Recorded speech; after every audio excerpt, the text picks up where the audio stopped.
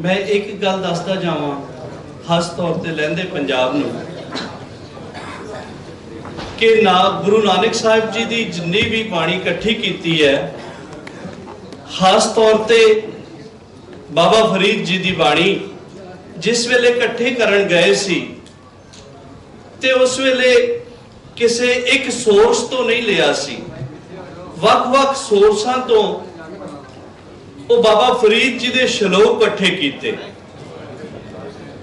और इकट्ठे करन तो ये नहीं है कि एक ही बाणी तक रहे ने। फिर बाबा फरीद जी उस तो बाद भगत कबीर जी के श्लोकां नूं ते उन्हां दी होर इलाही बाणी नूं, इस तरह ही भगत नामदेव जी की बाणी नूं,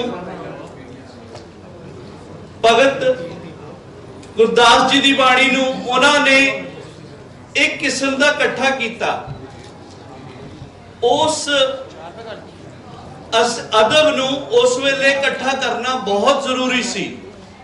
समुची पंजाब पंजाबीयत उन्हां दी ते पंजाबी बोली उन्हां दा देना नहीं दे सकती कि उन्होंने जे वो सारा कुछ इकट्ठा ना किया हुंदा, हुण असी किसी भी पंजाब पंजाबीयत के फलसफे के उत्ते शायद गल ही ना कर सकते। ये गुरु नानक साहब ही सन जिन्हां ने प्रेम प्यार का फलसफा इकट्ठा किया।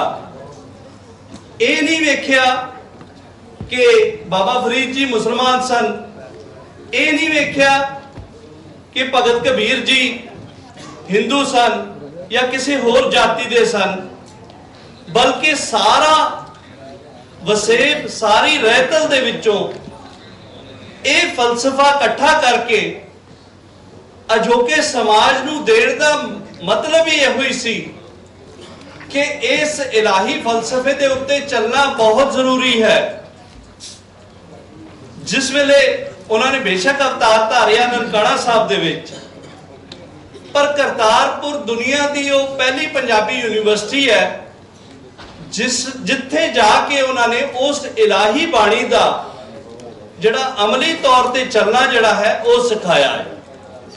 और अमली तौर पर चलना की सी कि साझीवालता दे नाल नाल बराबरता सी। जिथे साझीवालता होएगी उत्थे बराबरता होएगी। अज भी साडा समाज जड़ा है ऊंच नीच दे ओदे विच वंडिया होया है।